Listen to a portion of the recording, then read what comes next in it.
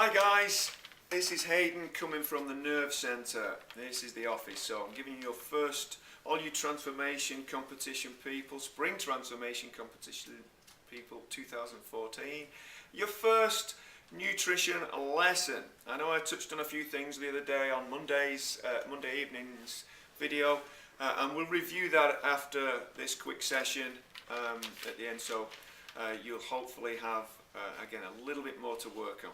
Remember, don't be overwhelmed. This is an exciting time. You're stepping forward. Let's say you're making progress one step at a time. So try not to be overwhelmed. If you are, ask us questions, guys, via the Facebook group, email, in person. Lean on your team, lean on us. That's what we're there for. Alrighty. Quickly touching on a couple of little things. Alrighty. So in your Food Fundamentals ebook, we have a few food charts. The carbohydrate chart, which covers fruits and veggies, some of your, again, the superfoods there, as in real superfoods such as spinach, carrots, tomatoes, broccoli, cauliflower, apples, oranges, etc. They're all superfoods, okay? Don't just believe the hype in what is a superfood, such as your goji berry. Great food as well, but they're your superfoods too. Starches, which is a carbohydrate as well. But that's the likes of your, potatoes, rice, oats, pseudo grains, buckwheat, amaranth, quinoa, things like that. Your pastas and your breads as well. Proteins charts, which gives you an idea on what your protein choices are. Again, vegetarian choices there as well. And fat charts. Just look, I don't really like breaking those down for so much so anymore, those macronutrients, because we should eat food, not too much, mostly plants, and then we're covering all our bases with just that 7-word mantra. However, because you guys, how much protein do we need? Where do you get your protein from? And all these sort of silly questions. No questions silly, by the way, apart from that one. Where do you get your protein from? Joking with you, of course. Ask any question you like. But yeah, basically, if we're just eating food and not concentrating too much on the macronutrients, then that'll be fine. Whole food, everything will take care of itself. However, you do need to know a little bit of this, I guess. So those charts will give you a bit of an idea. Another thing, anytime meal.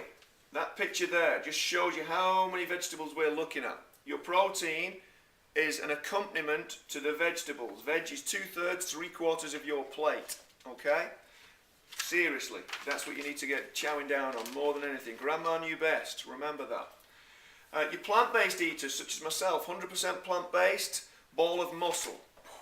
Alright, you don't need to be eating dead animal flesh, dead animal carcass to be a strong, healthy, vibrant you. For sure, plant-based is the best way. But again, make your own journey, and hopefully we'll encourage you to have a few more plant-based meals in your week. Your health, performance and body composition will improve, also the health of the planet.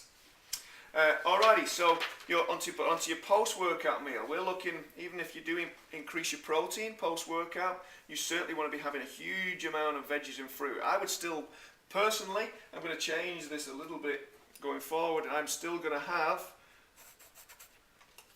2/3, 3/4 veggies post-workout, still with the quarter of protein covering your plate, so it's still an accompaniment to your veggies, and then the starch-based accompaniment is still maybe just a handful. So again, you don't have to go overboard. You have a handful, 2 handfuls maybe of your starches. Alrighty, touched on that. That's cool. That's a little bit of the basic stuff out of the way. But really, your first lesson is about breakfast. Alrighty.